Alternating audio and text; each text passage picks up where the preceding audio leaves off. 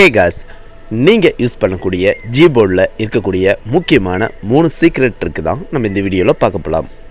நீங்கள் உங்களுடைய கீபோர்டை வந்து பார்த்தீங்கன்னா எப்போயுமே பாட்டமில் இருந்து தான் பார்த்துருப்பீங்க.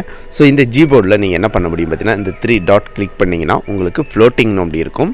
ஸோ இதை வந்து நீங்கள் எங்கே வேணாலும் நீங்கள் மூவ் பண்ணி வச்சுக்க முடியும் உங்களுக்கு தேவையான இடத்துல. ஸோ அது மட்டும் இல்லாமல் பார்த்தீங்கன்னா ஜஸ்ட் இங்கேருந்தே நீங்கள் டைப் பண்ணிக்கவும் முடியும். ஸோ இது ஒரு ட்ரிக்கு. செகண்ட் ட்ரிக் என்னென்னு பார்த்தீங்கன்னா, உங்களுடைய ஸ்க்ரீன் சைஸ் வந்து பார்த்தீங்கன்னா பெருசாக இருக்கும். நீங்கள் ஒன் ஹேண்டில் வந்து யூஸ் பண்ணால் கொஞ்சம் கஷ்டமாக இருக்கும்.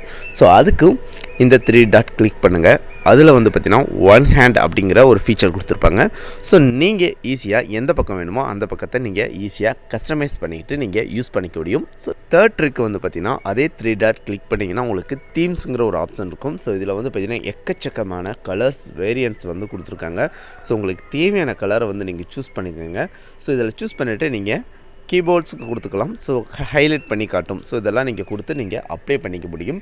ஸோ இந்த 3 ட்ரிக்குமே பார்த்தீங்கன்னா Gboardல ரொம்ப யூஸ்ஃபுல்லாக இருக்கும். நீங்கள் ட்ரை பண்ணி பார்த்துட்டு உங்களுடைய ஃபீட்பேக் என்னங்கிறத மறக்காம வீடியோக்கில் கமெண்ட் பண்ணுங்கள். ஸோ வீடியோ உங்களுக்கு பிடிச்சிச்சுன்னா like and share and subscribe.